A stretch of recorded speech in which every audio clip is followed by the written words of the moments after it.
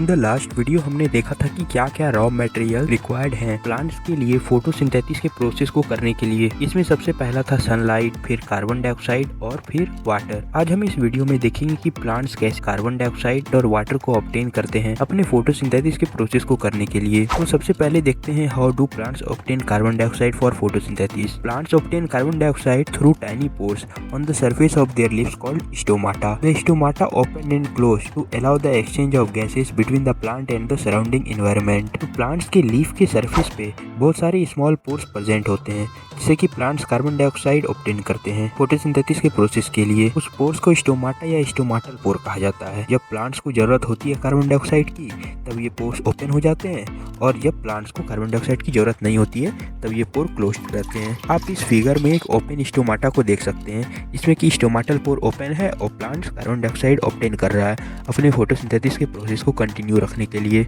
अब हम opening and closing of stomata को देखते हैं। ये स्टोमाटा या स्टोमाटल पोर ओपन और क्लोज कैसे होते हैं। जैसे कि किसी स्टोमाटा के फिगर में दिखाया जाता है, सेंटर में स्टोमाटल पोर प्रेजेंट होते हैं और उनके चारों तरफ गार्ड सेल से वो सराउंड होता है। तो जब स्टोमाटल पोर ओपन होता है तब उस प्लांट्स को कार्बन डाइऑक्साइड की जरूरत होती है। तब ये गार्ड सेल क्या करते हैं, अपने आसपास के सेल से, गार्ड सेल के भी आसपास सेल्स होते हैं बहुत सारे, तो वो अपने गार्ड सेल अपने आसपास के सेल से वाटर को एब्जॉर्ब कर लेते हैं जिससे कि गार्ड सेल स्वेल अप हो जाते हैं, फूल जाते हैं। और जब गार्ड सेल फूल जाते हैं तो स्टोमाटल पोर जो सेंटर में है वो ओपन हो जाता है जिससे कि प्लांट्स कार्बन डाइऑक्साइड का इनटेक करते हैं। और उसके बाद जब प्लांट्स को कार्बन डाइऑक्साइड की जरूरत नहीं होती है तब ये गार्ड सेल अपने अंदर से अपने आसपास की सेल में वाटर को रिलीज कर देते हैं जिससे कि गार्ड सेल सिकुड़ जाते हैं और सिकुड़ने के बाद स्टोमाटल पोर जो सेंटर में प्रेजेंट होता है वो बंद हो जाता है। यही मैकेनिज्म है opening and closing of stomata का। ये एग्जाम पॉइंट ऑफ व्यू से इंपॉर्टेंट है, अक्सर इससे क्वेश्चंस आते हैं। हम लोगों ने देख लिया कि प्लांट्स कैसे कार्बन डाइऑक्साइड ऑब्टेन करते हैं अपने फोटोसिंथेसिस के प्रोसेस के लिए। और उसके बाद अब बात आती है वाटर की। प्लांट्स कैसे वाटर ऑब्टेन करते हैं अपने फोटोसिंथेसिस के लिए। Plants obtain water for photosynthesis primarily through their roots which absorbs water and nutrients from soil. तो प्लांट्स जो है अपने रूट्स को यूज करके वाटर और मिनरल्स को एब्जॉर्ब करते हैं सॉइल से। सॉइल में जो वाटर प्रेजेंट होते हैं उसे प्लांट्स यूज करते हैं अपने फोटोसिंथेसिस के प्रोसेस के लिए। और वाटर के साथ साथ वाटर में जो डिसॉल्व्ड मिनरल्स हैं वो भी प्लांट्स यूज करते हैं अपने ग्रोथ के लिए और अपने अलग अलग बॉडीली फंक्शंस के लिए। रूट्स से तो प्लांट वाटर को एब्जॉर्ब कर लिए, लेकिन वाटर का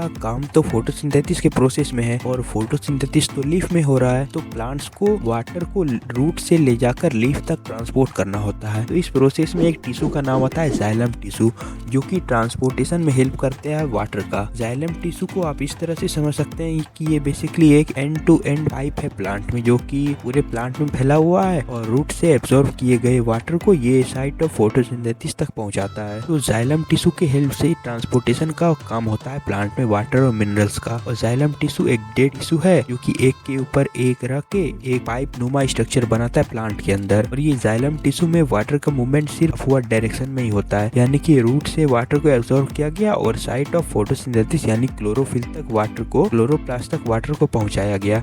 इस वाटर के साथ साथ इसमें जो है डिसॉल्व मिनरल्स भी जाते हैं और इसके वाल्स में इंड प्रेजेंट नहीं होता है और सिर्फ एक ही डायरेक्शन में इसमें वाटर का ट्रांसपोर्टेशन होता है, दैट इज ओनली अपवर्ड। तो एक क्वेश्चन इससे एग्जाम में आ जाता है कि name the tissue which helps in the transportation of water in plant, that is xylem. तो यहाँ तक हमारा न्यूट्रिशन इन प्लांट्स खत्म हो जाता है। अब हम लोग न्यूट्रिशन इन एनिमल्स को देखेंगे कि एनिमल्स कैसे अपने न्यूट्रिशन को गेन करते हैं। Animals obtain their food from plants और अदर एनिमल्स। जितने भी एनिमल्स हैं वो या तो प्लांट से या तो अदर एनिमल से अपने फूड को ऑब्टेन करते हैं क्योंकि एनिमल्स खुद तो फूड प्रोसेस कर नहीं सकते। एनिमल्स में क्लोरोफिल प्रेजेंट नहीं है जिससे कि वो फोटोसिंथेसिस कर सके। तो एनिमल्स जो है रेडीमेड फूड पर ही डिपेंड है। और ईटिंग हैबिट के अनुसार एनिमल्स को 3 टाइप में डिवाइड कर दिया गया है। पहला हार्बीवोर, दूसरा कार्निवोर और तीसरा ओमनीवोर। हार्बीवोर जो कि सिर्फ फल, पत्तियां, साग सब्जी मतलब प्लांट से निकला हुआ फूड खाते हैं वो सब हार्बीवोर हो गए। और फिर कार्निवोर जो कि सिर्फ एनिमल्स को कंज्यूम करते हैं जैसे कि लायन, टाइगर। और हार्बीवोर में हमारा बकरियां आ जाएगी, गोट्स हो गए हार्बीवोर्स में। और फिर ओमनीवोर्स में मेनली ह्यूमंस हो गए और बियर्स भी सब ओमनीवोर्स हैं, यानी कि ये प्लांट्स को भी कंज्यूम कर लेते हैं और अगर एनिमल प्रोडक्ट मिला तो उसे भी कंज्यूम कर लेते हैं। तो ये ओमनीवोर आ गए। अब हेटेरोट्रॉफ जो होते हैं यानी कि एनिमल्स